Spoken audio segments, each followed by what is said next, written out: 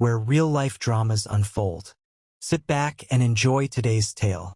I'm sitting on my back porch on a cool March evening, waiting for my soon-to-be ex-wife who has just been served divorce papers at her workplace. I'm trying to guess how she'll react, but I'm not completely sure because I think she's lost her mind. The discovery of her affair happened 3 weeks ago on February 28th. I'll come back to that in a moment. We chose the back porch because it's secluded. We live on a 2-acre lot, so even if there's shouting, the neighbors are unlikely to hear. There's also a private investigator parked around the corner for our protection, in case one of us gets so worked up that we lose control. Sarah Elizabeth Harrison is a smart and beautiful woman. We met in graduate school in Chapel Hill. I was getting my master's in educational administration, and she was completing her master's in secondary mathematics education. She worked as a substitute teacher for 2 years. Long hours, emotional strain, dealing with difficult students and demanding parents. Full-time teaching offers more regular hours, usually 7:30 a.m. to 4 p.m. with summers off, better pay, and less daily chaos. Sarah's only potentially significant flaw was that she gets bored easily and is always looking for something new. Whether it was a new restaurant, a new hobby, or a new friend, her interest was always piqued. We discussed this during our courtship, and I made it clear that anything new was fine with me, but when it came to marriage, I was traditional. I believed you could find something new every day in a relationship with the same person for years if you put your whole heart into it. She never gave me any reason to suspect she disagreed with this philosophy. Since her somewhat restless nature was prone to wandering from the familiar to the novel, I insisted we sign a prenuptial agreement. She wasn't thrilled with the idea and felt it was an insult to her character. I explained it was a bilateral agreement that protected her as much as it protected me. She reluctantly agreed and signed. It was simple, 50-50 split on wealth accumulated during marriage, with everyone keeping 100% of what they brought in. 80-20 split if the cause of breakup was adultery. Honestly, after we signed it, I don't think either of us gave it much thought until recently. After we got married, we moved from Chapel Hill to Charlotte, North Carolina. Lower cost of living than the Research Triangle, strong economy, vibrant and growing downtown, and great career opportunities in education. Mild winters, mostly pleasant spring and fall, summers that can range from very nice to almost unbearably hot and humid. Unlike our neighbors to the north, Charlotte has that southern charm, and the barbecue in summer is fantastic. It's also a major banking center. What more do you need? In 8 years, we've both had jobs we love, a beautiful home, neighbors and friends we genuinely enjoyed, and what I thought until 3 weeks ago was a solid marriage. I say solid, not perfect. No one has a perfect marriage because there are no perfect people on the planet. From time to time we argued. I'm a convinced bottom squeezer of toothpaste tubes, and she's haphazard. She wants the dishes washed and kitchen cleaned every night, while I'm content to load the dishwasher for 3 or 4 days before running it. Yes, like every other couple in America, we could fight about all sorts of nonsense. But much more often, we took long walks in the evenings and had long conversations on the porch. Quick weekend trips to the cabin or to favorite concerts in Atlanta, Nashville, or DC were not uncommon. We enjoyed each other and talked openly and honestly about what we liked or disliked. At least that was the impression I got. Both of us were 34. We knew kids were just around the corner, and we were looking forward to being mom and dad when they came along. By now you may be wondering, am I really inadequate as a husband and just don't want to admit it? Is Sarah completely stunning and being pursued by every man she meets? Have we already considered an open marriage? Did I miss warning signs at the beginning of our relationship that Sarah would turn into a cheater? Maybe I betrayed her first and she's just getting revenge? Is her lover some irresistible guy she can't escape? Is this about changing her financial situation? Let me address these in order. First, Sarah seems genuinely pleased with our life together. I've never been called the best husband, but I've worked hard to give as much as I've gotten, and I've never heard any complaints. Second, she is a very pretty woman with a quick wit and a strong mind. She's Irish-Italian, a blonde with brown highlights, 5 feet 8 inches tall, and carries herself with confidence.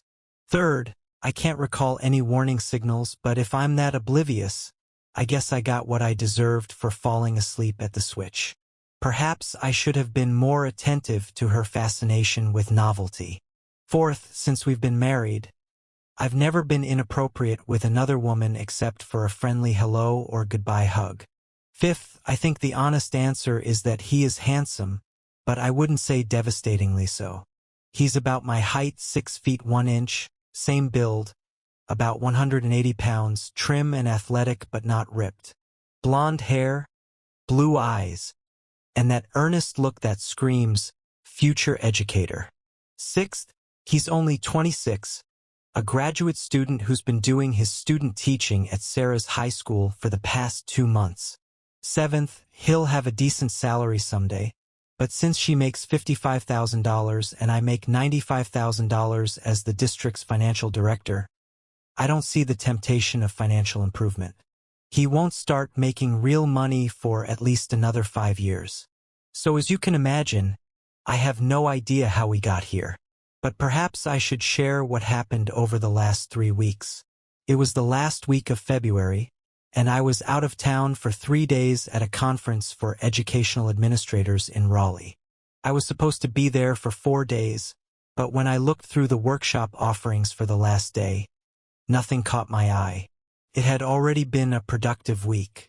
On the first day, I met 3 other people from my region who were in similar positions. We eventually formed a small group and got together every night to compare notes, enjoyed good camaraderie, networked, exchanged contact information, and laughed over a few beers. On the third day, I informed them I was hitting the road first thing in the morning. Since the trip takes less than 3 hours, I didn't bother with air travel and drove myself. I-77 is a relatively quiet highway with less traffic than most interstates. On the way, I listened to a podcast about Civil War history. North Carolina has wonderful historical sites, and the podcast gave me some background before I took a quick tour before the first session of the seminar. Since I was driving, I was able to hit the road at my leisure. Since I thought I was heading home to my loving wife who would be having her first day of a 3-day weekend, I got up early and was on the road by 5 a.m. I intended to surprise her pleasantly around 8 a.m. when I arrived home. Sarah's car was not in the driveway. She drives a 2018 Honda Accord with crystal black pearl paint and never pulls into the garage unless it's raining. It hadn't rained in a week. If the car isn't in the driveway, she's not home. I was a little puzzled. We work out at the same gym, Lifetime Fitness, so she couldn't be out for a run. She always sleeps in on her first day off. But upon entering the house, I could see she hadn't been home last night. The bed was made, which never happens unless it's Saturday laundry day. There was no sign of leftovers from the previous night's dinner in the refrigerator. It was suspicious. I called Sarah, but the call went straight to voicemail. Fortunately, we both have Find My Friends on our phones, a location tracking system that works on any iPhone. I opened the app and saw that her phone was somewhere near the airport. We live in Northeast Charlotte near a private golf course called Quail Hollow. We both love golf and chose our home partly based on joining this club. The airport was on the southwest side of town. I was starting to get nervous and decided that if she answered, I would play dumb and just ask how she was doing. I figured it wouldn't occur to her this early in the day to check Find My Friends to confirm my location. I waited 15 minutes, then called her a second time. She answered, and that's when my world started to fall apart. "Hey babe," she said in a sleepy voice. "Why are you calling me so early on my day off?" "I'm sorry, Sarah," I apologized, somehow keeping my composure. I miss you and had some time before my morning seminar. Just wanted to hear your voice. I realized from the background noise that she was sitting up in bed. Not in our bed. It's okay, Mike. I'm always happy to talk to my favorite husband. Looks like you're still in bed, so I won't keep you up. Just wanted to tell you I love you. And I'll be home no later than dinner tomorrow night unless you want me to skip my last day and rush home. That would be wonderful. But as soon as I get up, I'm running errands right away. Then having dinner with Kim and Rachel tonight. We planned it 2 weeks in advance, so I can't cancel on the girls. The girls were 2 of her teaching colleagues. She didn't say anything to hint that she wasn't at home in our bed. So I had to think fast. Okay. Babe, I'm letting you go. Hey, before you hang up, could you check the top drawer of my nightstand and tell me if I left the pen you gave me for my birthday in there? I don't have it with me, and I'm afraid I might have lost it. It was in my shirt pocket yesterday. Mike, honey, I really want to roll over and go back to sleep. Can I check it and call you back before I head out for lunch? Wrong answer. I knew I would usually get something like, I'll check. But I won't be happy if it's not there and you lost my gift. My heart was pounding hard in my chest, but somehow I kept my composure. Sure, Sarah, just don't forget to check. I'll let you go back to sleep. Sorry again for waking you up. Thanks, babe. I'll call you in a little while. Love you. At this point, I was at a loss for words, unable to utter, I love you too. I hung up the phone and headed to my car, hoping for a miracle but expecting the worst. It was a 40-minute drive from our house to the airport. I made it in 30, and I was lucky I didn't get pulled over for speeding. Every time I checked the app, her phone didn't move. If she bothered to check hers and found out I was getting close, we'd have one hell of a confrontation. However, I was sure she was so engrossed in whatever or whoever was giving her this new experience that she would just assume I was telling the truth and never bother to check my phone's location. The GPS led me to the Hampton Inn located down the street from Charlotte Douglas International Airport. I parked at the far end of the parking lot, away from the few remaining cars in front of the hotel. After a few minutes, I realized Sarah would recognize my car if she saw it, so I moved to the adjacent parking lot of the Quality Inn. I chose a spot where I could watch the comings and goings from the front door of the Hampton, but not one where she might spot my dark blue Genesis G70. I had no plan. I fought back tears time and time again. Was she really cheating on me? With whom? And why had she thrown away 8 years of what I thought was a strong, committed relationship? Had she been seduced, and would she be ashamed when found out? Could there be an innocent explanation for her lies and deception? If it was just an evening to pamper herself until I got home, she'd go to the Marriott downtown or somewhere luxurious. But why pamper herself there when there's a hot tub and pool at home? Besides, the Hampton was only 10 minutes from home, and she loved our house. None of this added up to innocence. I agonized over all of this for about an hour when she finally appeared with Derek Thompson. They held hands and exchanged what appeared to be intimate kisses as they headed toward the parking lot. Damn, damn, damn. That young student teacher was entertaining my wife. I snapped a couple quick photos on my phone as they embraced before getting into his car.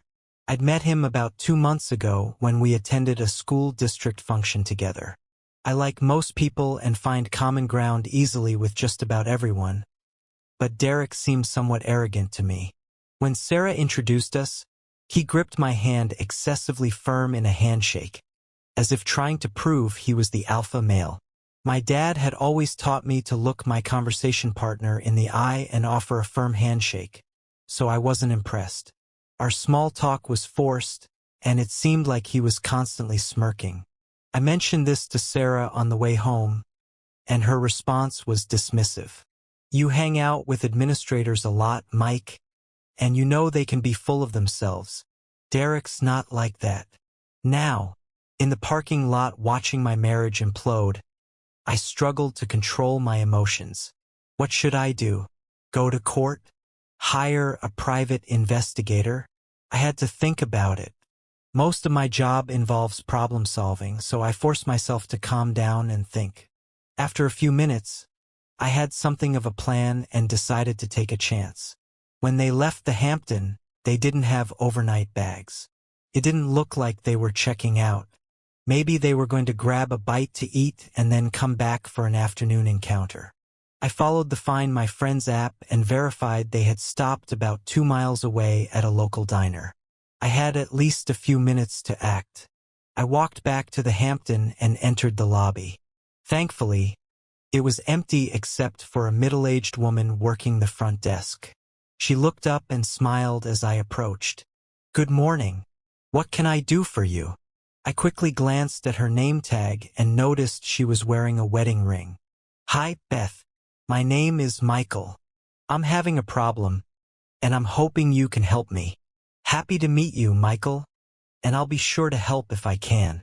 Do you have a reservation and would like to check in early?" "No, Beth," I replied quietly and seriously.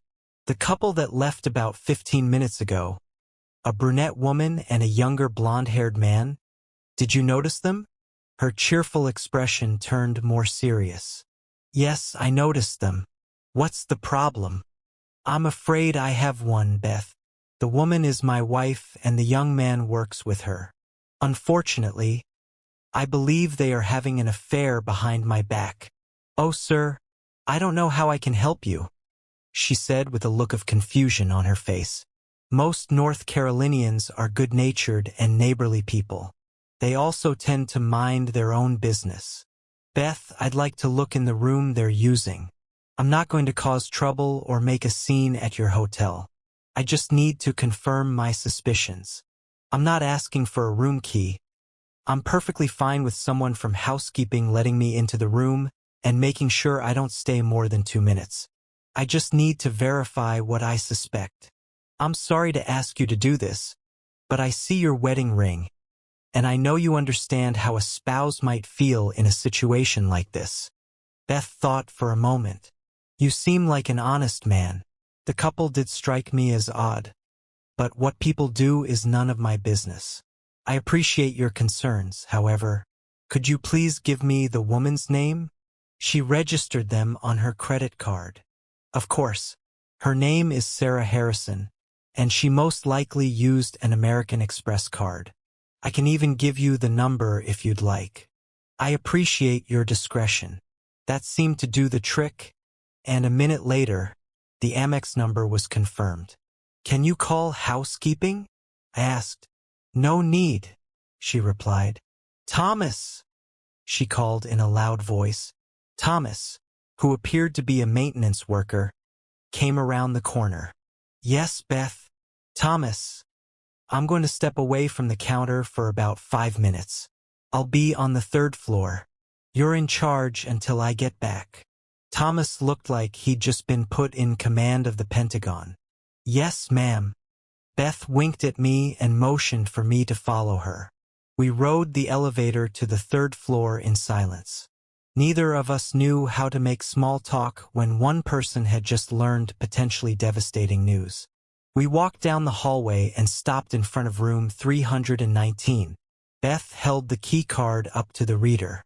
I hoped it would flash red and not let me in. Green light, no such luck. I walked in, and Beth stood in the doorway holding the door open. North Carolina people are also practical. If I turned out to be unstable, it would be easy for Beth to leave and call security.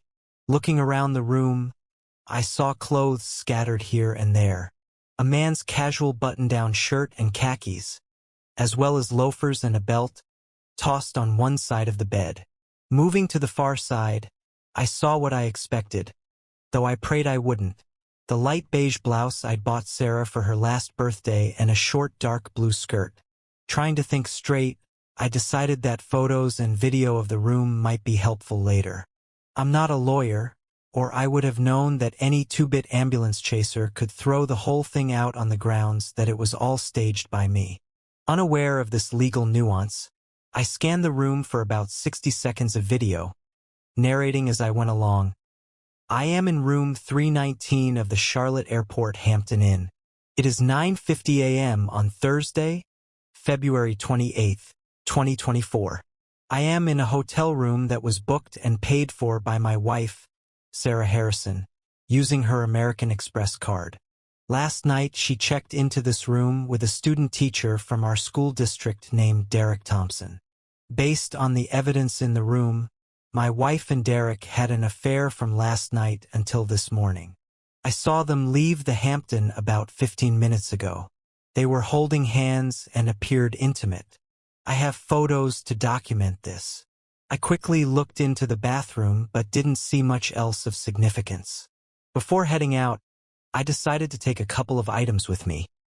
Not that I'd be surprised by what DNA testing might reveal, but it might put Sarah on edge if she couldn't find them. As Beth and I entered the elevator, I started to lose control of myself. Tears rolled down my face. Beth, a well-meaning woman from North Carolina, put her hand on my shoulder and said, "I'm so sorry, Mr. Harrison." We stepped off the elevator into the lobby, and I started reaching for my wallet. "Don't even think about it, son," she said in a tone that left no room for argument. I smiled, thanked her, and said, "I know I shouldn't say this, but if you interact with them again, please don't give them the slightest hint that I was here." The corners of her mouth lifted in the hint of a smirk. She winked and said, "I've never seen you or heard of you in my entire life, and I'm insulted that you would suggest otherwise." Well, as you can see, my plan had come to an end. What to do next? I've already admitted I have no legal knowledge. However, even my limited understanding of divorce in the U.S. told me I could be in deep trouble if I filed for divorce too quickly, despite the prenup. That was the bad news. The good news was that I wasn't expected home until late Friday night. I had time to think and make a plan. Since I was on the south side of town, I drove another hour or so south to the small town of Monroe. I found myself at a local diner on Main Street. Monroe is a charming small town with some Civil War history, and there's even a small historical museum there. I know this because my father, who could recite every Civil War battle by heart, used to bring my brother and me here when we were kids. Sitting in a booth in the back, I noticed a quote from a John Wayne movie on the wall. In the movie The Shootist, Wayne played an aging gunfighter dying of cancer who was determined to go out with his boots on rather than let disease waste him away. "I won't be wronged. I won't be insulted. I won't be laid a hand on. I don't do these things to other people, and I require the same from them." I'm not as much of a Duke fan as my dad was. I'm more of a Clint Eastwood from the Outlaw Josie Wales type, but I found myself chuckling. "Damn right, Pilgrim," I said out loud, not addressing anyone in particular. The waitress who approached my table heard my Wayne impersonation. She just rolled her eyes and replied in her best Southern drawl, "Well, young man, would you like some breakfast?" I ordered coffee and a big breakfast. Such a simple thing as enjoying food made me feel better. While I sat and ate, I looked up and read several articles about spouses who cheat. According to the experts, this probably wasn't an isolated incident. There was no way they would be so comfortable if it was a drunken one-night stand. Statistically, in the U.S., women who cheat on their husbands rarely have just one experience. It had probably been going on for a while, but I had no proof. That was about to change. So I started making a list. There was no way I would stay married to a cheating spouse, even if it was relatively recent. I could forgive and maybe even keep some love in my heart, but all trust was lost forever. I would hire someone to help me get proof. Even with a prenup in place, I needed solid legal advice from someone who understood the financial side. I needed to get tested for STDs. Derek Thompson was bound to have picked up something somewhere. I had about 36 hours to get into action. I finished my breakfast and left the server a $50 tip for a $16 meal. At least one person in the Charlotte area would have a good day. Before leaving the diner, I texted Sarah, "Sorry, Found my pen at the bottom of my briefcase. A moment later, she replied, "Lucky for you." In response, I typed 6 words I really wanted to send. "Screw you. Cheating." I didn't actually send that, but it was awfully tempting. I simply replied, "Aha." 2 hours later, I found myself in the office of Patterson, Sharp Associates. I had met Bob Patterson before at a charity event and knew he practiced family law. He returned my call and calmly listened to my story. "I'm sorry to hear that, Mr. Harrison." "I appreciate that, Mr. Patterson. Please call me Michael." "Fine, Michael. I'm Robert." "Bob to my friends and clients, so call me Bob." "Thank you, sir." "Michael, I'm not sugarcoating this. Legally, your situation isn't very favorable. The lack of children helps, but North Carolina's no-fault divorce laws mean you may have to go through counseling or mediation for the court to determine if the marriage is truly irretrievable. If the prenup was drafted properly, you may be able to avoid major financial loss, but that remains to be seen. I want to refer you to my partner, Patricia Sharp. She's the expert in our practice when it comes to divorce and will do the best job for you. Let me put you in touch with her assistant, Diana, and she'll set everything up." An hour later, I was already sitting in her office. I learned that Patricia Sharp lived up to her name. A petite woman, probably 5 feet 6 inches and 130 pounds. From what I gathered, she had been a competitive swimmer in college and still swam laps for an hour 6 times a week. After spending 10 minutes with her, anyone could tell she had spent her life proving that being small doesn't mean you can't win a fight. She brought the same attitude to her law practice. She listened carefully to everything I knew so far, asked a few clarifying questions, and then suggested some initial strategies. "Are they staying at the Hampton today?" "I don't know." "Don't worry, I can find out." She picked up the phone and said, "Diana, put me through to Pat and tell her I need to know if Sarah Harrison has booked room 319 at the Hampton Inn by Charlotte Airport for tonight. If so, tell Pat I need a full report by noon tomorrow, and tell her not to miss anything." "What?" "Yes, I know it'll annoy her, but that's part of the fun, isn't it?" She returned the phone to its stand. "Pat O'Connor is the best private investigator this side of Atlanta. She spent 18 years as a detective in Chicago before dropping everything and moving to Charlotte. The things she saw in the Windy City would curl your toes. Anyway, if they're there today, we'll know a lot of details by tomorrow." She agreed I should get tested for STDs, but was concerned about how long it would take to get results. She assumed my wife would want to be intimate with me to cover her tracks. I assured her I knew a family doctor who might be able to expedite the tests. The usual 5 to 10 days could be cut down to 2 or 3. I called my buddy Dr. Stan Coleman and asked if I could stop by in the morning. Patricia also set me up with a forensic accountant from their practice. She handed me a printout of what I would need to bring, including our prenup. Finally, she said, "If your wife changes her plans and comes home tonight, you will not confront her. We will address everything once we know the facts and determine the best course of action. But that won't be until next week at the earliest. If my hunch is correct, it will probably take us a couple of weeks to establish a pattern of infidelity. It may not help us in court, but it certainly won't hurt us. Most Charlotte family court judges still disapprove of infidelity in marriage, so you should be on your best behavior. Be polite and courteous. Stay healthy. Pretend to be sick if she wants to be intimate anytime over the weekend. Other than that, it's business as usual." "So you're telling me that confronting her and punching little Derek with a baseball bat is off limits?" "Yeah, something like that." "Seriously? Can you do that?" "Anything stupid would sink us." "Yeah, you have my word." "That's enough." We shook hands and I left.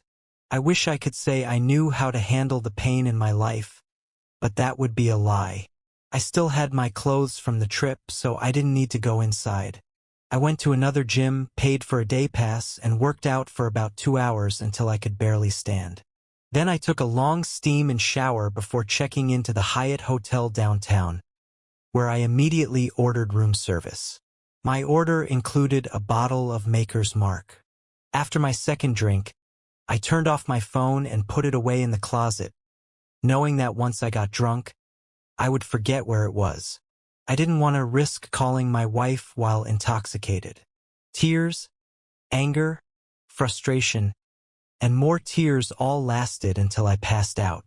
The next morning, I woke up around 7 with the worst hangover I could remember since college. Forcing myself back to the gym, I took a long steamy shower while sipping from my water bottle, which was filled with ice and a little more Makers. Whoever came up with the solution hair of the dog that bit you must have known something, because after my shower, I felt almost human again. I spent an hour at the local Starbucks with my laptop, compiling a financial report for the accountant. By 8:30, I was in Coleman's office. I explained the situation to him, and he drew my blood himself. I'll personally take this to the lab and have them return the results to me. I'll have to put your name on them, but doctor-patient confidentiality will keep them private until you need them in court. Not your first rodeo, Doc? Hell no, buddy, he replied in his best John Wayne voice. Seemed like everyone here loved the Duke. I may have the results by the end of today, but it could be Monday. I can't put that much pressure on the lab staff. No worries. Thanks, Stan. Back at Patterson Sharp, I sat down with Louise Montgomery, the forensic accountant. She went through everything, kicked all the tires, and looked under the hood of my financial life for the better part of 2 hours. It was about as enjoyable as a root canal. When we were done, she took a deep breath and began to summarize. Well, Mr. Harrison, there's good news and bad news. The prenup covers about 80% of your assets in the event of divorce due to adultery, but I don't see you getting anything better than 50-50 on the house. You can also avoid paying alimony, and obviously you won't receive any, but you may have to split retirement and savings accounts. I'll prepare a full report and have it to Patricia by the end of the day. I thanked her and headed upstairs to meet Patricia Sharp again. She was sitting and chatting with a woman who looked to be in her late 40s. Pat O'Connor was a pleasant-looking woman with short brown hair, deep brown eyes, and a friendly smile. Her handshake was firm, and her gaze was penetrating. I felt like I would have to give an honest answer to any of her questions, so commanding was her presence. Pat's jacket was hanging on the back of a chair, and I noticed what appeared to be a service weapon on her belt. Note to self, I thought, never mess with that woman. After a brief exchange of pleasantries, North Carolinians, remember, are always friendly. She cut to the chase. Mr. Harrison, your wife is definitely in a relationship with student-teacher Derek Thompson. Thanks to a very nice woman named Beth, I was able to install surveillance equipment in their room at the Hampton Inn. She paused and looked up from her notes. By the way, Beth asked me to mention that she has a lovely niece in Concord if you're interested in that in the future. I blushed slightly at the thought. I converted some of the video into photographs and enhanced the images to make your wife's identity unequivocally clear. They returned to the hotel around 1 p.m. yesterday afternoon and stayed until 6 p.m. when they went out for dinner. They ate at a Chinese restaurant in South Charlotte and returned to the Hampton around 8 p.m. According to my contact in the lobby, they checked out around 10 p.m. Thompson got into his car and she got into hers. Mrs. Harrison went home and is still there. She handed me a large file folder across the table. There are photographs and a thumb drive with video. I don't advise you to look at these ever, but if you do, give yourself some time and space to deal with what you'll see and hear. I am truly sorry, Mr. Harrison. I hate cheaters for what they are and the damage they do. I did a little checking on you as well, and it became clear to me that you don't deserve the way your wife is betraying you. She and Sharp exchanged a few more remarks and ideas on how to proceed over the next few weeks to establish a pattern. Then she got up, threw on her jacket, shook my hand, wished me well, and walked out the door. Sharp went to her cabinet and poured me a shot of some premium bourbon to calm my nerves. I tossed it back in one gulp and prepared for our conversation to continue. We discussed several aspects of the situation. I brought her up to speed on my blood tests, and we discussed the financial aspects of the impending divorce. What is your ultimate goal, Michael? I mean, what's most important to you when the dust settles? I thought for a moment. I want out as soon as possible. I can be patient and not do anything stupid, but just the thought of being around her makes me nauseous. I really want you to do everything you can to make sure the terms of the prenup are honored. I can live with splitting the house and other smaller assets, but there is no way I want her to come out of this in a strong financial position at my expense. Furthermore, I would like to salvage what's left of my dignity. I want it to be known that it was she who was unfaithful, not me. No irreconcilable differences. I don't want to go after the school district, as I work there too, and frankly, I don't see any fault on the part of Charlotte-Mecklenburg schools. However, I do want it to be known that she and I broke up because she was having an affair with Derek Thompson behind my back. Finally, I want to hurt Thompson. I don't know if you can convince the district that it's in their best interest to remove him from their program, but I really want him driving a delivery truck in some small town for the rest of his days. Sharp replied to each point. First, I think you're okay with the prenup. I'm cautiously optimistic. Second, we will make sure that the news of the reason for the breakup reaches everyone. However, that does not preclude the court from ordering counseling to see if the marriage can be saved. Assuming your wife has no interest in divorce, I would be amazed if her attorney doesn't push for it. They are likely to behave aggressively, if for no other reason than to drag out the case in hopes they can wear you down and get you to change your mind. Finally, you should temper your hopes that Thompson's career will suffer. You're right, the district can cut its losses, especially if student-teachers sign some sort of code of conduct regarding behavior during training. However, I wouldn't get my hopes up on that. Michael, you're going to have to go home in the next day or so. You might be able to come up with an excuse to stay away for most of the weekend, but you have to go back soon and play the loving husband like your life depends on it. One hint of what you know, and we run the risk of her going on the offensive before we're fully prepared. I take you at your word that you will not go near Thompson under any circumstances. If you think you'll crack, I'll call Pat and ask her to put one of her people on you for protection. I assured the attorney I would behave accordingly, even if I had to bite my tongue until it bled. It was Friday early afternoon when I left Sharp's office. I sat in my car for 30 minutes trying to figure out how to drive home without losing my composure. I couldn't see any way to succeed, so I did the next best thing I could think of. I pulled onto southbound I-77 again, heading toward Columbia. Sarah was expecting me home around 7. After driving about 2 hours, I pulled into the small town of Chester, South Carolina, and found the local tire shop. Behind the counter was a 40-something guy wearing a shirt with the name Eddie embroidered on it. He looked content reading his Sports Illustrated and was in no mood to be bothered with work late on a Friday afternoon. "Can I help you?" he asked without much enthusiasm. "Yeah, I need for new tires." Eddie took a deep breath of frustration. Apparently, the Panthers' draft prospects for next season were more appealing than making money. He stood up and walked out to my car. "These tires have at least 10,000 more miles on them. You don't need new ones." He looked annoyed. He had no idea what real annoyance looked like. "Look, Eddie, I'm a little particular about my car, and I don't care about the price. Can you put new tires on it or not?" He muttered to himself as he walked back inside and fired up his ancient computer. "Not today, but I can have them in by 10 a.m. tomorrow morning." He then pulled out a small calculator. "With shipping, installation, and taxes, it'll cost you $1,455. "Great," I said. "Do it." He looked at me like I had 3 heads but still typed up the order. "Okay, all done. See you in the morning." Without waiting for a response, he went back to his SI article. I pulled back onto the highway and checked into the Hampton Inn for $89 a night.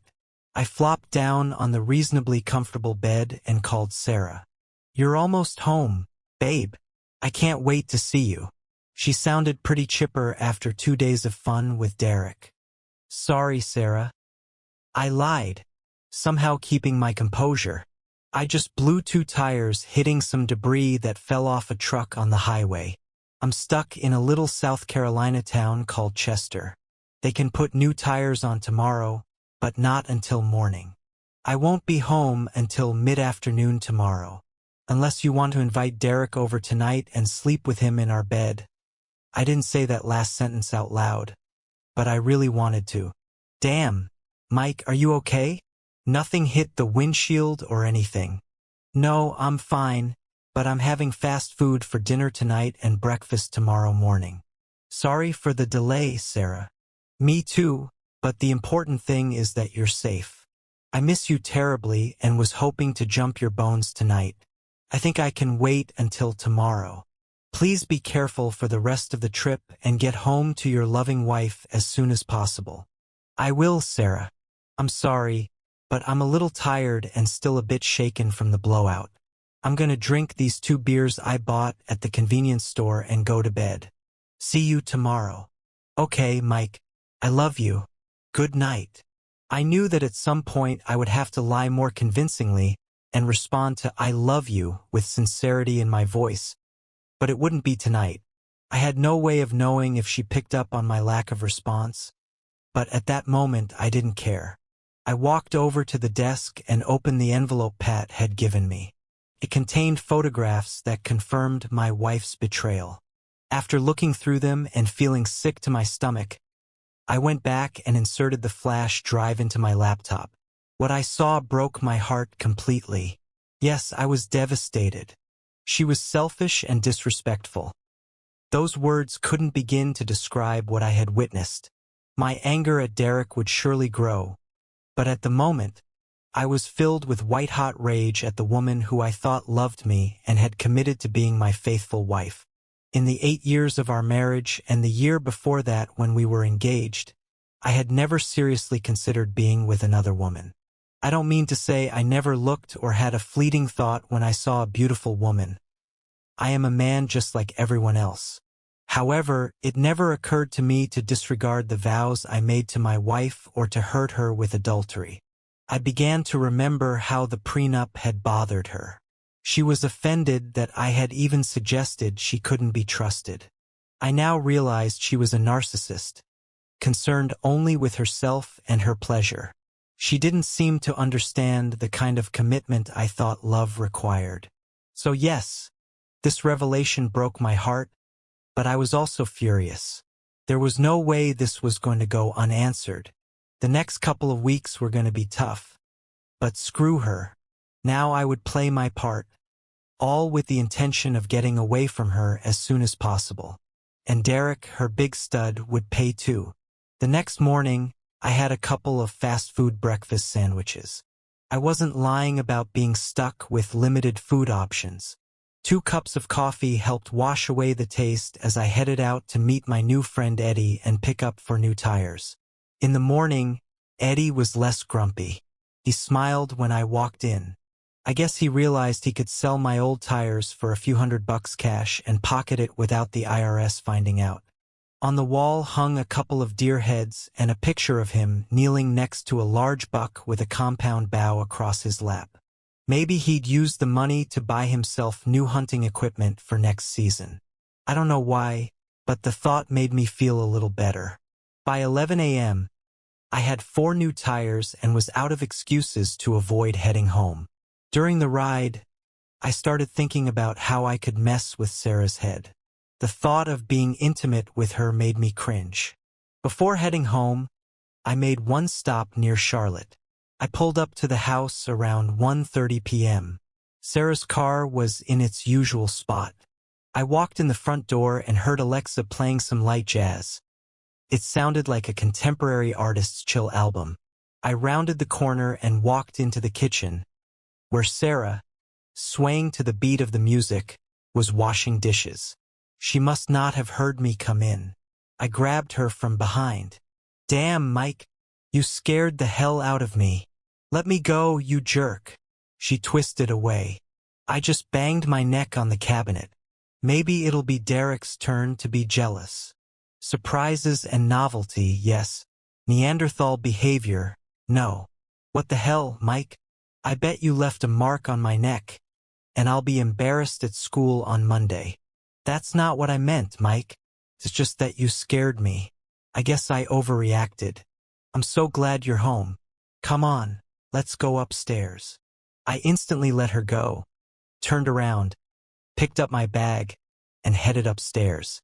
"Just forget it, Sarah. Maybe you can tell your colleagues that your inconsiderate husband got carried away and rudely surprised you." I had never spoken to Sarah like that before, and since I was walking away with my back to her and not waiting for a response, I couldn't see the look on her face.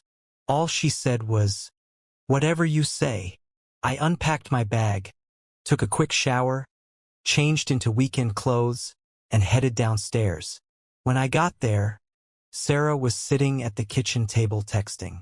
She put her phone face down on the table and looked up at me. There was no forgiveness in her eyes, but the anger had dissipated. I had a pretty good guess who she was texting. "Mike, leave it alone." "Sarah, I've been gone for almost a week. 2 days more than I intended. All I could think about was getting back to you.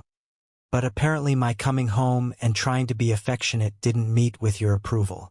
You were the one who told me to hurry home so you could jump my bones. I apologize for not understanding how that was supposed to happen. Enjoy the rest of your day and evening. I'm leaving." I didn't give her time to respond, but I'm sure she was stunned. Even when we argued, I never lashed out or spoke in harsh tones. We disagreed, of course, but for the most part, it was measured and respectful. I just walked out the door, got in my car, and drove away. I went to the clubhouse, changed into golf clothes, and hit a couple of buckets of balls. After that, I worked on my putting. I sadly thought that, with the advent of bachelorhood, I would have serious time to shave a couple of strokes off my game. Unfortunately, given the circumstances, that didn't do much to improve my mood. A couple of hours later, I settled into the men's grill, grabbed a beer, and chatted about this and that with a handful of fellow golfers. One of them was Jim Reynolds, a retired school principal who was a good friend of mine. While we were talking, I learned that his wife Carol was out of town for the weekend visiting her sister in Asheville, so I invited him over for dinner. We went to the tavern on the track downtown just as it opened at 4 p.m. We had a couple of glasses of bourbon and sampled their excellent burgers. They were showing the Braves and Mets game on the big screen. With all my stress and turmoil, eating a burger and discussing baseball with a friend made me feel like I had a small piece of normalcy back, and for that I was grateful. We left around 7 p.m., and I checked my cell phone. There were 6 text messages from Sarah, about 30 minutes apart, starting about an hour after I left. "Mike, I'm so sorry. Please come home so we can talk." "Mike, where are you? Come home. Stop ignoring me." "Mike, I know you're seeing these messages. Come home now." "What, Mike? Okay. But don't say I didn't ask you to come home. I'm not the one acting like a stubborn child." I thought to myself, you're just the lying, cheating wife.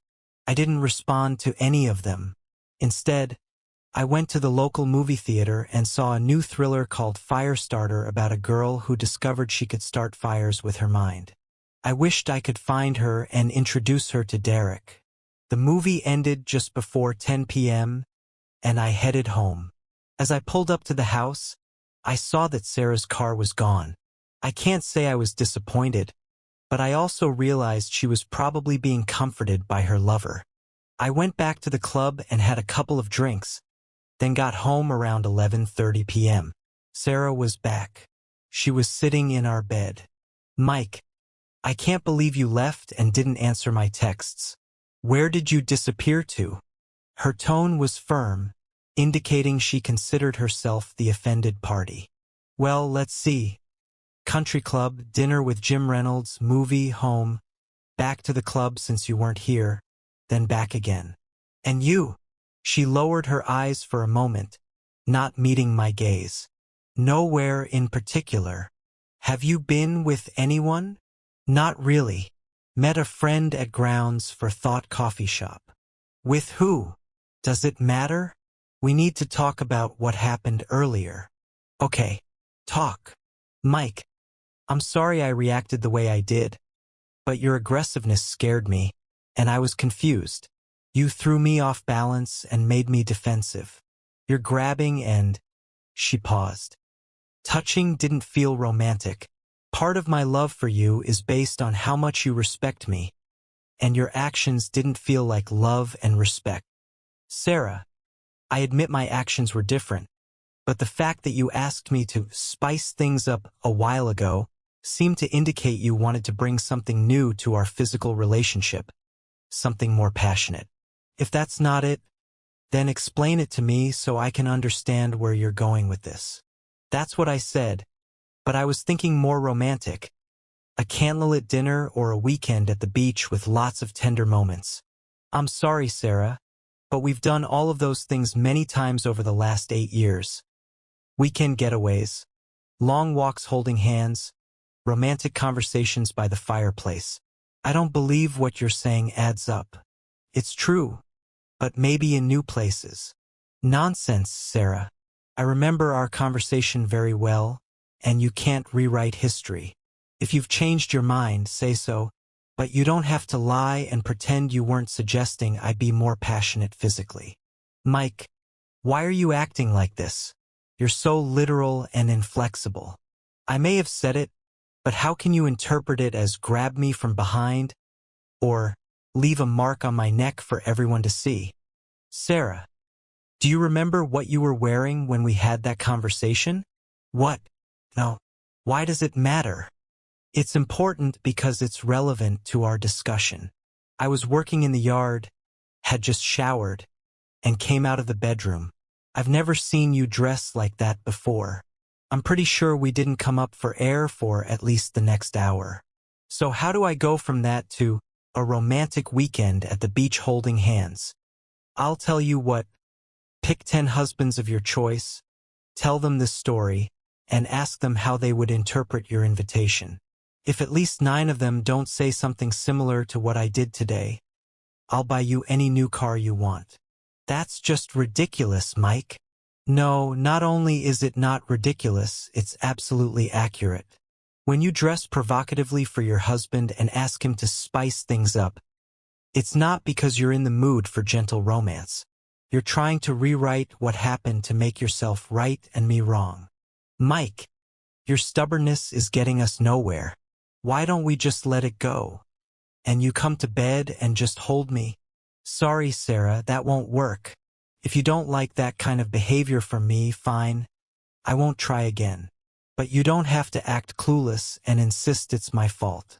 You care more about people seeing that I gave you a hickey than you do about my feelings or our relationship. I'm not interested in pretending, so you can assume I've admitted I was wrong. Good night, Sarah. With those words, I turned and headed for the guest bedroom. Come back. I'm not done talking to you, damn it. I ignored her, assuming my first attempt at psychological warfare had been successful. I'd managed to avoid intimacy without giving myself away. I seriously doubted she was putting 2 and 2 together and getting 4. She was too self-absorbed to even consider the possibility that I knew she was cheating on me. There had been chilly periods in our marriage before, but on Sunday we were in full-blown Cold War mode. We avoided each other. We didn't talk. I spent most of the morning at the club and the afternoon working in the yard. I went to bed before she did, and when she came into the bedroom, I was already lying down. I'm not sleeping in the same bed with you until you apologize, Mike. I don't mind, Sarah. I'm not the unreasonable type, so I think we should alternate nights in the master bedroom. It's my bed as much as yours, so I'll sleep here tonight. If you don't like it, you know where the spare room is. Tomorrow night I'll sleep there, and you can be here. I don't agree to that. Go sleep in the guest room until you come to your senses.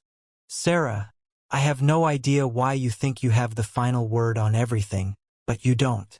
We are equals and I treat us as such. I'm going to sleep in this bed tonight, and what you do is up to you. Bastard, she hissed as she left for the guest room. The beginning of the week went the same way. We barely spoke to each other. She kept trying to push my buttons, but I refused to engage.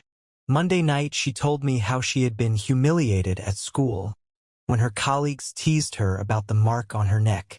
I shrugged, showing I didn't care. Tuesday morning, Stan Coleman called and asked me to stop by his office. First, the bad news. You have a mild case of chlamydia. You probably haven't experienced any symptoms. More than half of men who contract the disease don't. The good news is that with treatment, the infection will clear up quickly, although you'll need to be rechecked in about 3 months. Maybe I should ask if you know how you contracted it. Of course, Stan. I contracted it from my wife. I trust our doctor-patient confidentiality is respected here.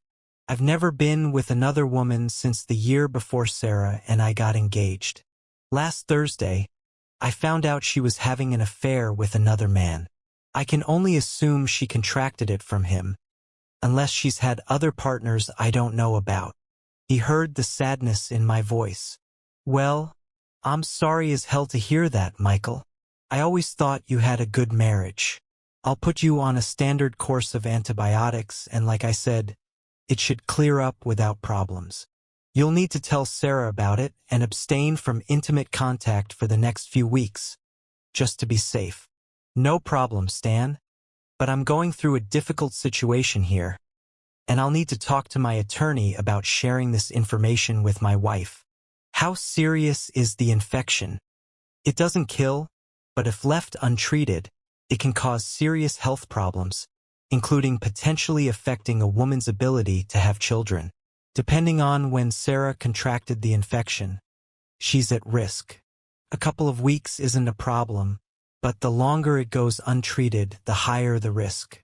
Besides, Mike, as much pain as you're in, you don't want to live with the responsibility of possibly jeopardizing someone else's health. You're right, Stan.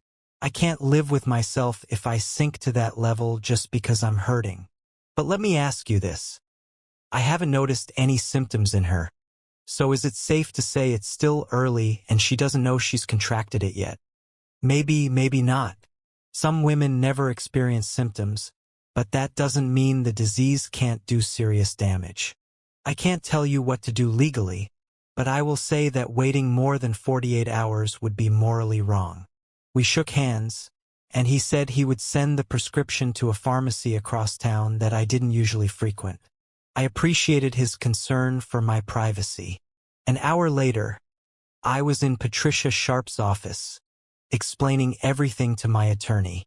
She chuckled at my psychological warfare strategy but warned me not to be so obvious as to give myself away.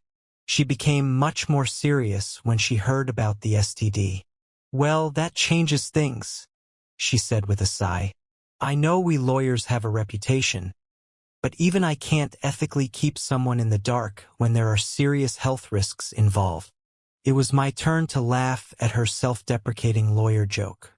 Since the doctor gave you 48 hours, you'd better act within 24. Let me consult with a couple of colleagues I respect, and I expect you here tomorrow morning at 8 sharp. Sarah didn't get home until about 10 p.m. that evening. Her shift ended at 3:30 p.m. If she expected me to demand to know where she'd been, she was in for a disappointment. I was watching an episode of Ted Lasso when she walked in. She looked into the den for a moment, sighed, and headed upstairs without saying a word. Under any other circumstances, she would have sat next to me and shared some popcorn, and I would have poured her a glass of white wine. The thought that this would never happen again for the rest of our marriage caused me to feel an overwhelming sense of loss. I was betrayed, and I wasn't going to stay with the person who betrayed me, but I loved her. A part of me still did, and that part grieved for what was gone forever. The next morning, I was sitting in the conference room of Patterson, Sharp Associates. Patricia was present, along with Pat O'Connor and one of the other attorneys, Mark Sawyer. "We don't like the timing, Michael, but it's time to take action. Everyone agrees that the STD situation changed the picture. Have you thought about how you want to tell her?" "Yes, I have. One of my goals is to keep her off balance until she's served papers.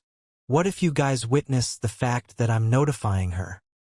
But for now, she won't know the source of the information." Everyone at the table looked at each other skeptically but remained silent, waiting for me to continue. "What if I send her gynecologist an anonymous message that one of her patients, Sarah Harrison, has chlamydia? Wouldn't she be obligated under the Hippocratic Oath to inform her patient? Later, you could confirm that was me. Pat could testify that I wrote the message and confirm the date and time. I would be acting in good faith since my doctor required me to notify her within 48 hours, and I did it in less than 30.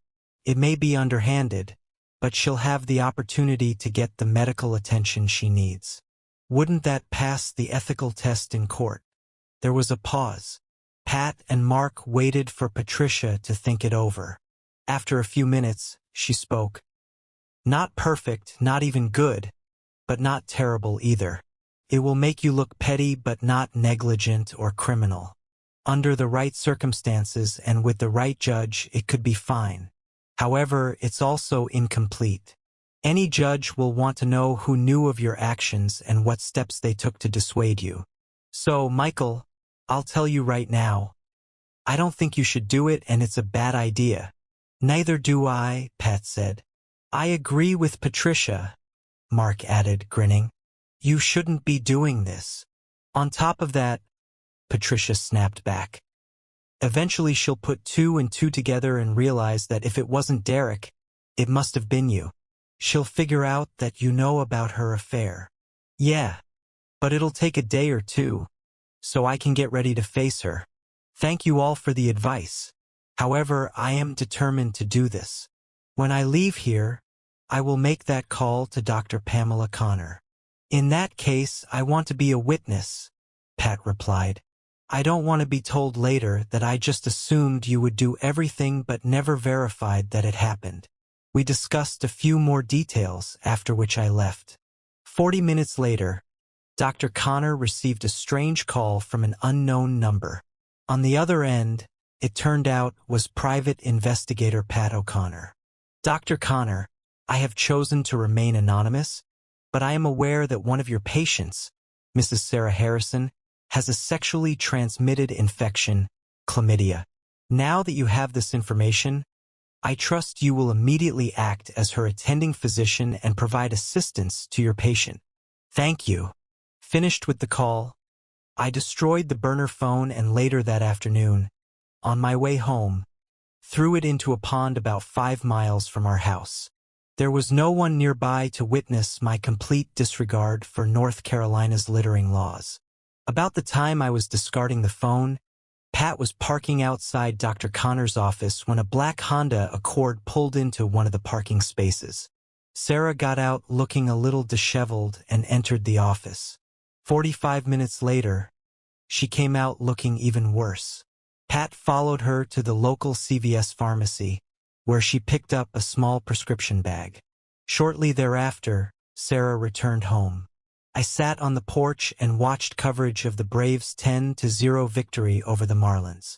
Since we still weren't talking much, she didn't say hello and just headed upstairs. About half an hour later, she came out onto the porch, freshly showered, and abruptly sat down next to me, letting out a deep sigh. Mike, why don't we call a truce and go back to normal? I don't know, Sarah. How do you propose we declare a truce? How about we just end this argument and leave it at that? I'm not sure that works for me, Sarah. Why not, Mike? She looked like she genuinely wanted to know.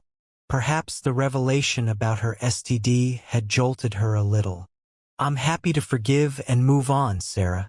I've apologized several times for misinterpreting your spice-it-up comments, but as far as I know, you still don't think you've done anything you need to apologize for. Your refusal to do so seems to imply that you win and I lose. I'm not trying to come out on top, Sarah, but I think we're equally at fault for the last few days, and you don't see it that way. Fine, she replied with slight irritation in her voice. I'm really sorry about that. So is everything okay now? No, Sarah, it's not okay. I've known you for almost 10 years, and I know when you're not saying what you think. Your words may be right, but your tone shows that your heart hasn't changed. Tell me I'm wrong. Sarah, explain where I'm wrong, and we can move on. She looked at me for a brief moment with sadness in her eyes. I thought maybe she was going to tell me about the whole affair. I didn't expect a sincere apology given what I'd heard on the recordings. But maybe I was wrong about her. Would I be able to forgive her and work on our marriage? Honestly, the thought scared the hell out of me. But I shouldn't have worried. Her eyes gave her away as she returned to her righteous indignation. She was still blaming me. At that moment, I realized without a shadow of a doubt that it was over between us. You're just so stubborn, Michael Adam Harrison. I apologized, and you threw it back in my face because it wasn't up to your standards. Okay, you're the one who led us down this dead end, and it's your fault if we don't find a way to work this out. Sarah Elizabeth Abbott, she said, deliberately using her maiden name. I'm sorry you feel that way, but I can see in your eyes and hear in your tone that you may be using the right words. But in your heart, you believe you are innocent and I am guilty. You are convinced I am proud and unreasonable. So I'm offering you a deal. If you can find even one of our close friends who truly believes I am an arrogant jerk who never apologizes or admits when he's wrong, I will accept your conclusion. She rose to her feet, glaring at me, and stomped off the porch and into the house. I took a deep breath. It had been almost a week since I discovered her blatant disregard for her marriage vows. The next 2 weeks would be nearly impossible. It was time to look for options. The next morning, I was in my boss's office. Connie Silverton was a fair but tough administrator. You don't become the superintendent of a major school district without being both. It was hard to do, but I laid out my situation to her. I needed advice to help me get through the next 14 or so days until I could serve Sarah with divorce papers. Connie's response was professional but caring. First of all, Michael, I'm very sorry about your situation. My parents divorced when I was 10 years old, and it was horrible.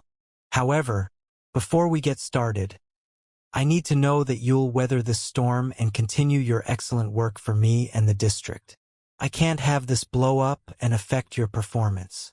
Connie, I can't say I'll be completely fine for the next couple of weeks, but I truly love my job and the people I work with.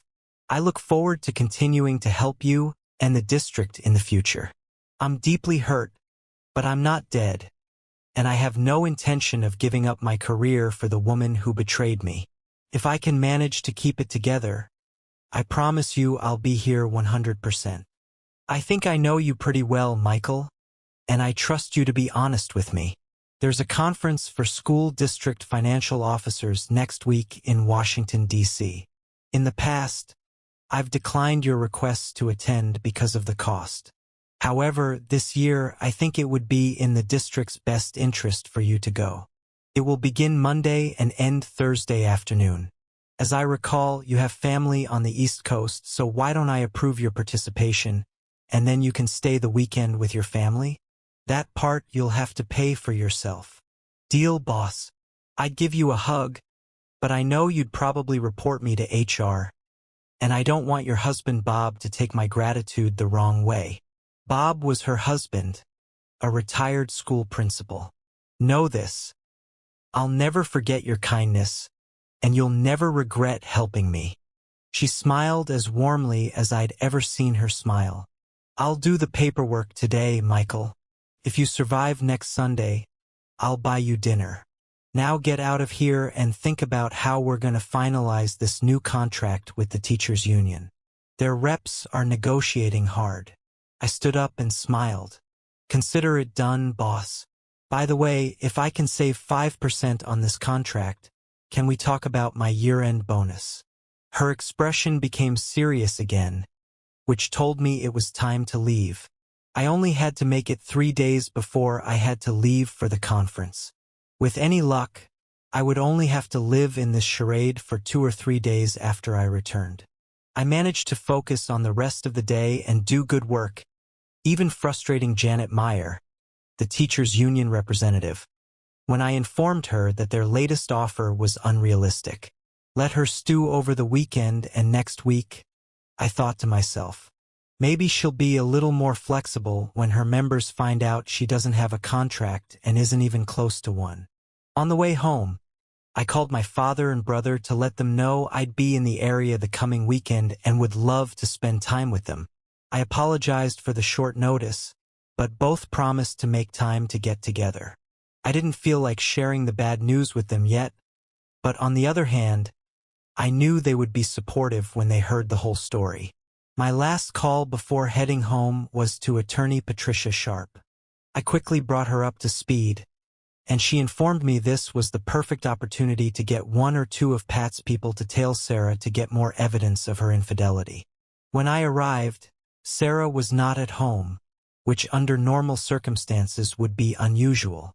However, nothing had been normal in my life for over a week. It was the second day of her 3-day weekend, so we should have had something planned by now. At this point, she could have been with Derek or some other guy for all I knew.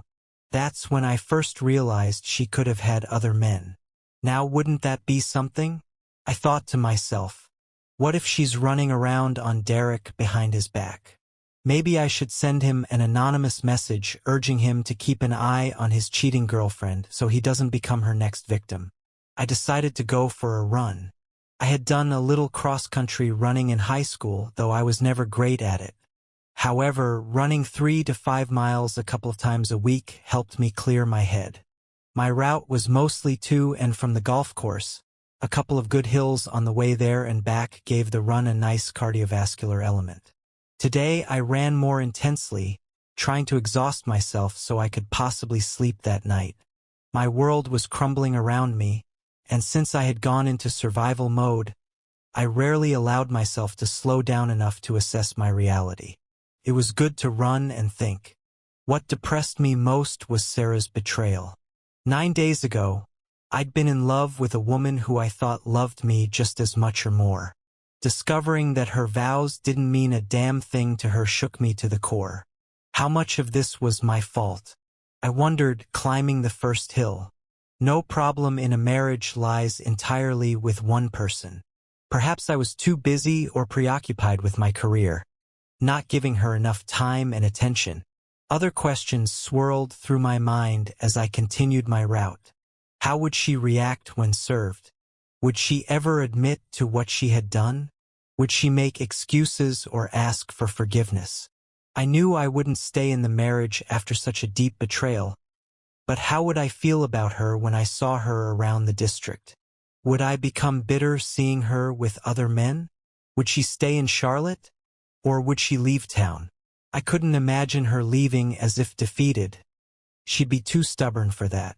No, I assumed she would stay and try to prove to everyone that I had been a complete fool to divorce her. It dawned on me that if I was thinking so much, then I wasn't running hard enough. By the top of the second hill, I was no longer preoccupied with thoughts of my soon-to-be ex-wife. I was just looking for little things like oxygen. When I got home, I was completely exhausted, which was exactly the purpose of the run. I walked up and down the street for about 20 minutes, cooling down, then hopped in the shower. Then I put on my swim trunks, grabbed a beer, and headed for the hot tub. My calf muscles were letting me know they hadn't appreciated the last hour or so. Sarah was still nowhere to be seen. Later, around 11 p.m., I heated up some leftovers, watched 2 episodes of Ted Lasso, and finally crawled into bed. Sarah never showed up, wrote, or called. I did her the courtesy of leaving her alone. It was the only time in our entire marriage that we had been separated for more than 12 hours without contacting each other or knowing where the other was. I took 2 melatonin tablets, and for ibuprofen, my leg muscles were giving me no peace with their complaints. I slept until 7 the next morning. Before I went downstairs, I noticed Sarah's door was closed. Apparently, she had come home during the night. I listened for a moment, nothing stirred. I drank my coffee and ate a couple of bagels, showered, changed clothes, and headed out to the golf course. The weather in Charlotte in late March can be amazing, and today was no exception. I hit a few buckets of balls on the driving range and joined a couple of buddies for an 18-hole round, then lunch. By 3 p.m., I had run out of excuses to stay away and headed home. I didn't text or call Sarah all day, and she ignored me too. I guess we were both waiting to see who would blink first. When I got there, she wasn't home, and I started repeating what had happened the night before. Sunday morning was the same, but I was heading out of town on the 4 p.m. Southwest flight to Reagan National. I spent most of the morning cutting grass and working in the flower beds, something Sarah and I usually did together. When she finally showed up around 11 a.m., she just looked at me through the kitchen window and went back inside. Screw this, I thought as I gathered my tools. If she wants to stay on the sidelines and sulk, then let her. But there was no way in hell I was going to let her control the situation. I left for the airport without leaving her a note or message to let her know where I was going or how long I would be gone. I figured she probably wouldn't even notice I'd been gone all week. Actually, I hoped she would notice, and I hoped she'd bring Derek over and sleep with him in our bed so I could add that to her list of betrayals. On Tuesday, 2 things happened. First, I got a call from Patricia telling me that Pat's associates already had some new photos and videos of Sarah and Derek. No doubt they were still carrying on their affair. The second incident surprised me. Sarah finally texted me. The message exchange was not pleasant. Where are you? In Washington. What? I'm at a conference for district financial officers that Connie asked me to attend. When were you going to tell me, you inconsiderate bastard? Whenever you got home before 1 or 2 in the morning and actually talked to your husband who'd been waiting for you since 6 p.m. both Friday and Saturday. Where were you every night? She ignored the question. Mike, I was scared to death that something had happened to you. I can't believe you did that to me. Why didn't you just text me? I wrote and you didn't write back. Sarah, number 1. If you texted me and I didn't respond, did you call the police? What? When you were scared to death that something had happened to me, did you call the police? Oh well, no. I guess I didn't think of that, but still, you're such an ass for not communicating with me. What about my boss or my dad or my brother or any of our friends? Who have you been contacting, trying to track me down to make sure I'm okay? I've contacted several people. Don't try to blame this on me, Mike.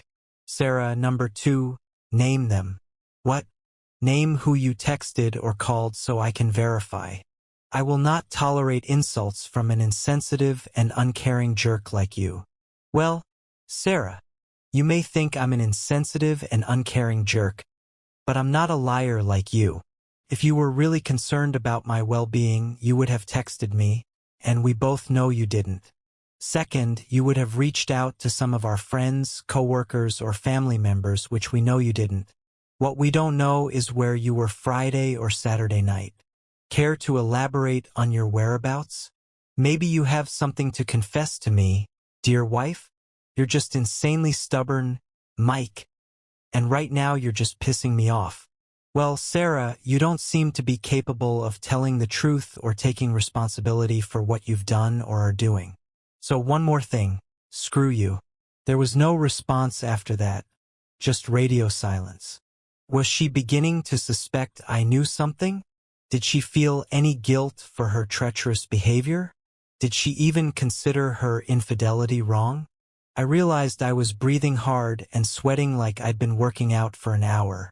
I pulled myself together, showered, and headed to the conference.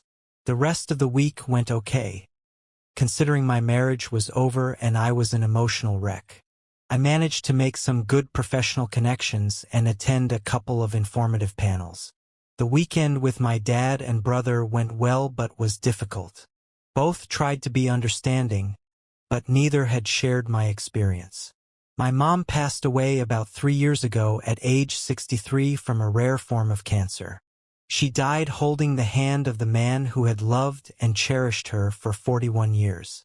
My dad could understand my sadness but not the pain of Sarah's duplicity. He thought she was crazy. My brother Elliot had been married for 11 years to an amazing woman named Mary. Everything seemed to be going well for them and their 3 children. Even when they hit bumps in the road, Mary and Elliot still looked at each other with adoration and resolved their infrequent arguments quickly and without much anger. My brother seemed to be on the same marital path as my father. I was happy for him. We played a couple of rounds of golf, took in a nationals game, and had a great dinner. I enjoyed spending time with my nephews. Sunday night came all too quickly. When I hugged my dad goodbye at Reagan, he took my face in his hands, looking sternly into my eyes. I know it hurts like hell, son, but you'll get through this. Sarah has proven to be selfish and destructive, but you don't give up. Keep moving forward one day at a time. I know it's true. The pain will subside.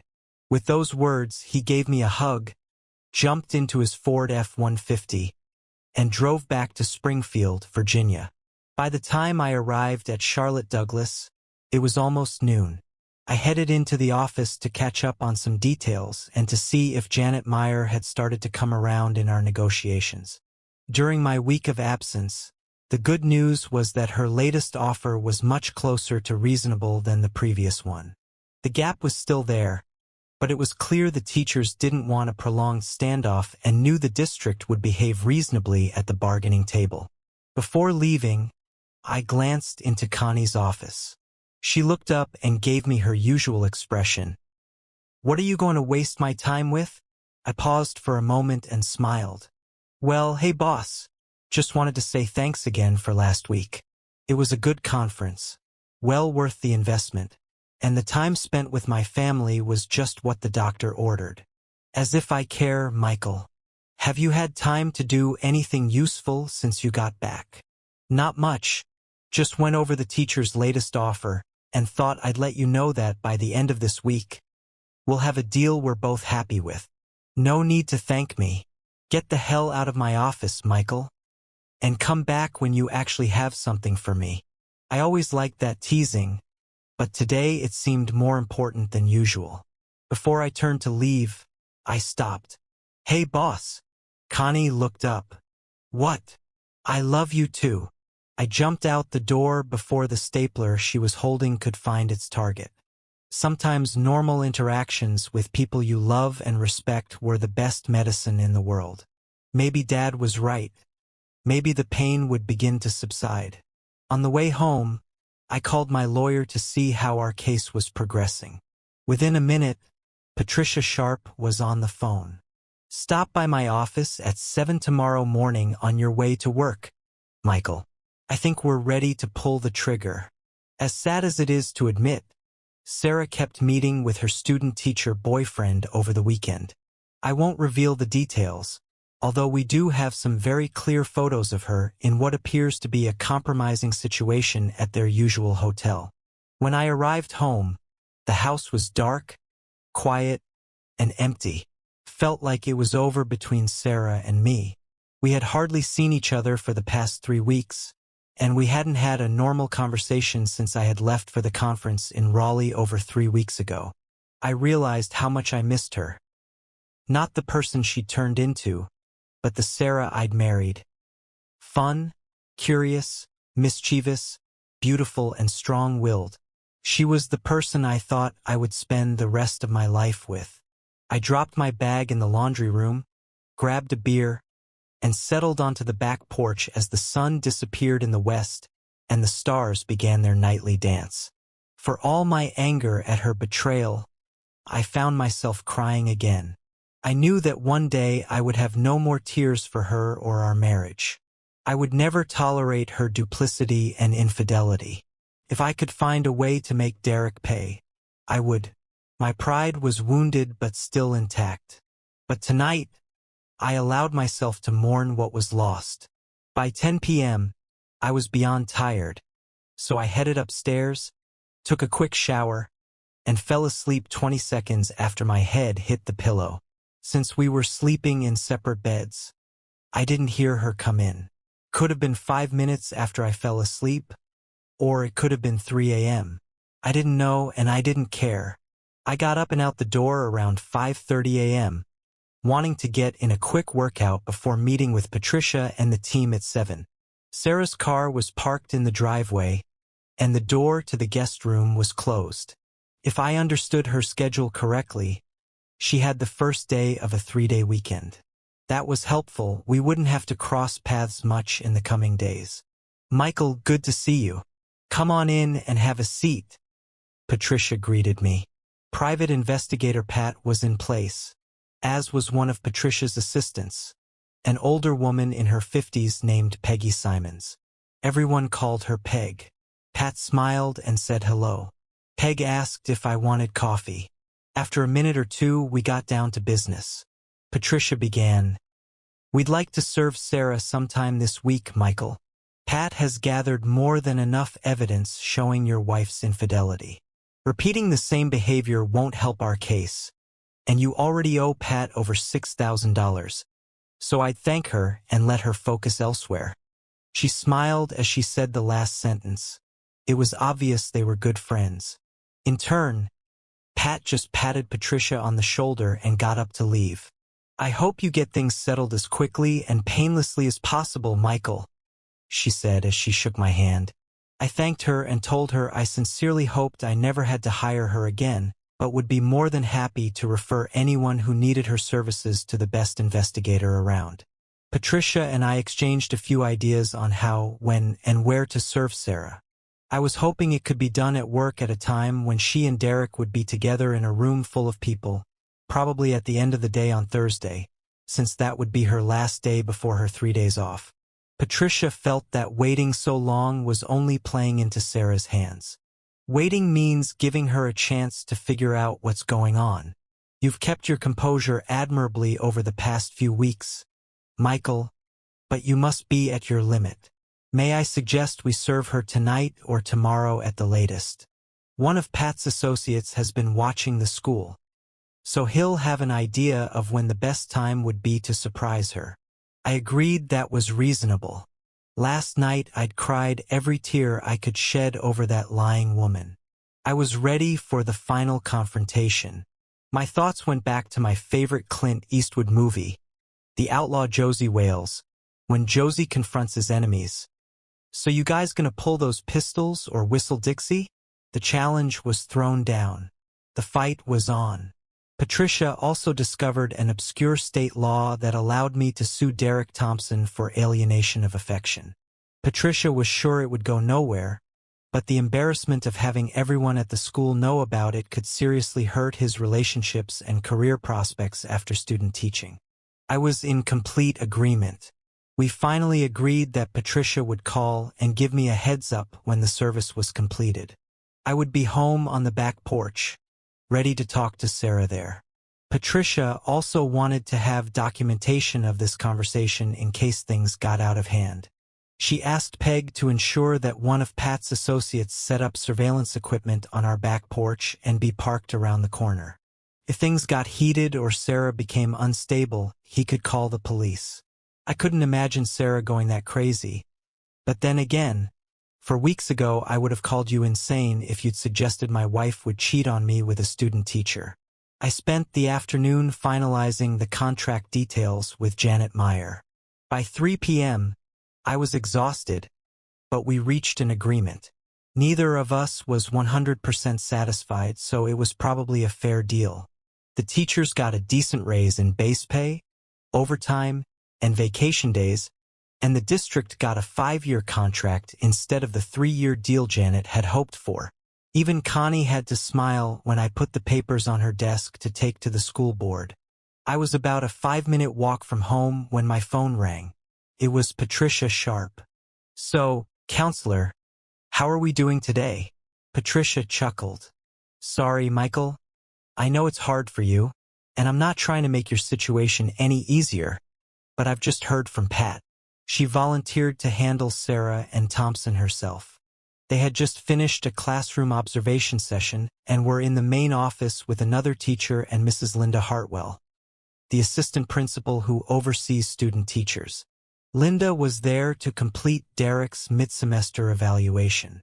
Anyway, Pat showed up in the main office looking like Pat, which would intimidate almost anyone. She approached the receptionist and asked to speak with Sarah Harrison and Derek Thompson on an urgent matter. The receptionist directed her to the conference room where they were meeting. Apparently, student teacher Thompson was immediately defensive about the interruption. He stood up and asked Pat if she had an appointment and what this was about. When she said it was a personal matter that couldn't wait, he replied something to the effect that they were in an important meeting and she should schedule an appointment through proper channels. I'm quoting Pat. "Can you believe this little punk tries to lecture me about proper channels?" So I looked him dead in the eye and said, "Are you the student teacher known as Derek Thompson who's been playing house with a married woman?" He turned white as a sheet and barely squeezed out a yes. "Well, son, you've been served," she continued. The room got real quiet and everyone was staring. Mrs. Hartwell looked like she wanted to crawl under the table. When I turned my attention to Sarah, I thought she was going to pass out. I kept my voice professional but firm. "And you, Mrs. Harrison, are you Sarah Harrison, the married woman in question?" She nodded and whispered yes. "Well, ma'am, you've been served as well." Patricia told me it was one of the most professional yet devastating service calls Pat had ever made. Mrs. Hartwell immediately took control of the situation. She turned to Derek and said, "Mr. Thompson, you need to gather your belongings and leave the premises immediately. Your student teaching placement is terminated as of this moment." She also addressed Sarah directly. "Mrs. Harrison, you are suspended pending a full investigation. Do not return to work until you hear from central office and your union representative." Patricia finally stopped and pulled herself together. "So, Michael, your wife got the papers and is on her way home. Pat's associate is about a block away and will be ready to intervene if needed. Get ready, son. I think you're in for one of the worst moments of your life. Be firm but don't yell and scream. If it gets to be too much, just take a walk or go to another room. You'll get through this, Michael. The hardest part is over." We chatted some more, discussing the way forward. I got the impression Patricia wanted to stay on the line with me as long as possible, helping me prepare emotionally for the potential storm that was about to erupt. As we were about to finish talking, I heard Sarah's car pull into the driveway. I thanked Patricia and told her I'd call when we were done to give her an update. Sarah walked through the door and found me on the back porch. She looked terrible. She had obviously cried her eyes out on the way home. When I looked up, I thought a mixture of sadness and rage was staring back at me. She started, "How long have you known?" "3 bloody, miserable weeks, Sarah." "How did you find out?" "Not that it matters, but I came home early from a conference in Raleigh to surprise my wife and spend some time with the woman I loved and cherished. When I arrived early Friday morning, you weren't here. I checked my Find My Friends app and saw you were somewhere near the airport. From that point on, things went downhill fast. That morning when you called me about the pen? Yes, you lied to me. You set me up. Well, I guess if anyone knows what lying is, it's you, since you've perfected it to an art form in your dealings with me. But yes, I lied. I wasn't trying to set you up. I was trying to determine if my world was really crumbling around me. Unfortunately, it was. She was silent for a moment. I didn't want to ask her anything. Now that everything was out in the open, I just wanted to deal with whatever had to be done and get away from her. Finally, she continued, I can't believe you had me served at work in front of my colleagues. I was humiliated. Take a number and get in line, Sarah. That was just cruel, Mike. Your betrayal is the cruelest thing anyone has ever done to me in my life. No matter how long you've been cheating on me with Derek Thompson, you unleashed cruelty after cruelty on the man you said you loved. Also, let me be very, very clear. I have no desire to rebuild a relationship with you on any level. I'm divorcing you, and I'm not looking back.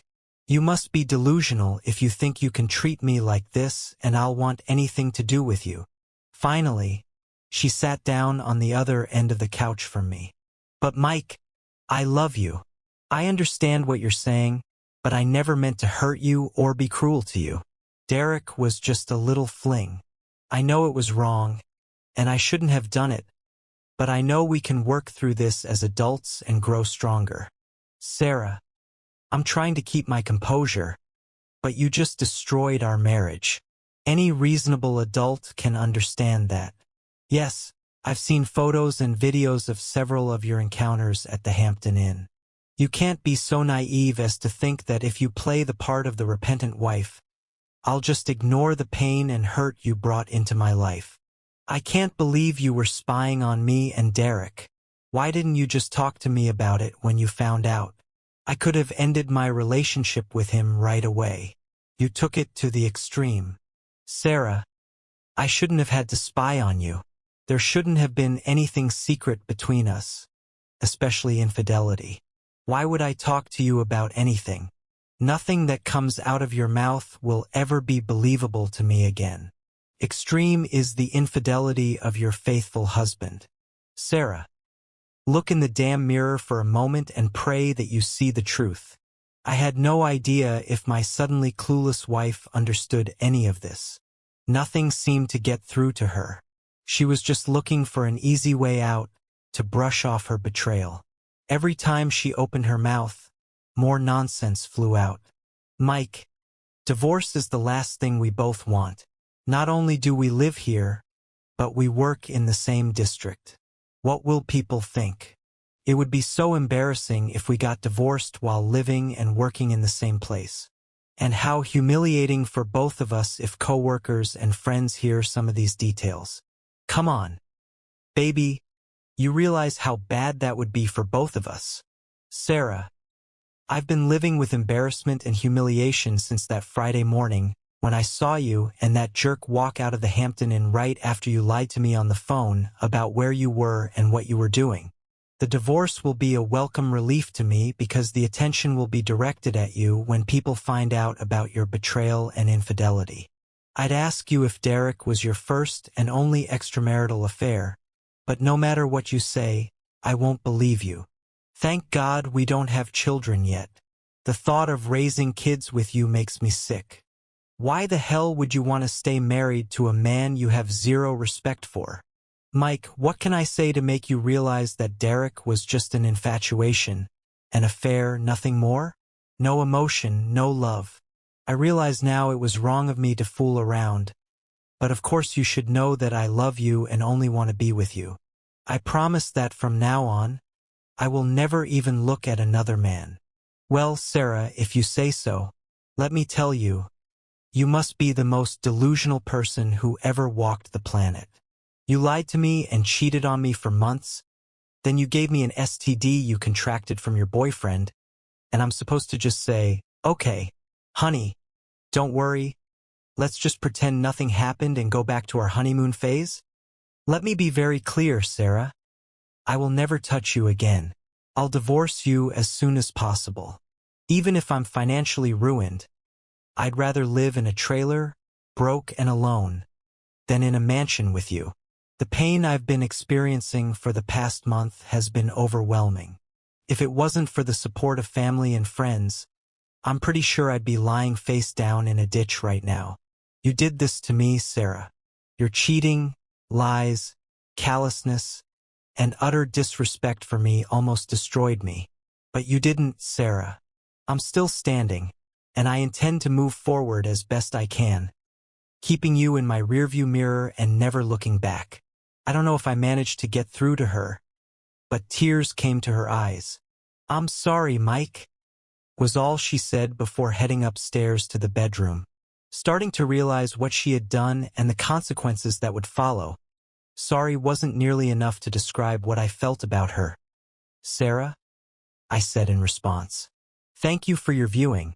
See you next time. If you enjoyed this, subscribe to JK Tells a Story for more tales.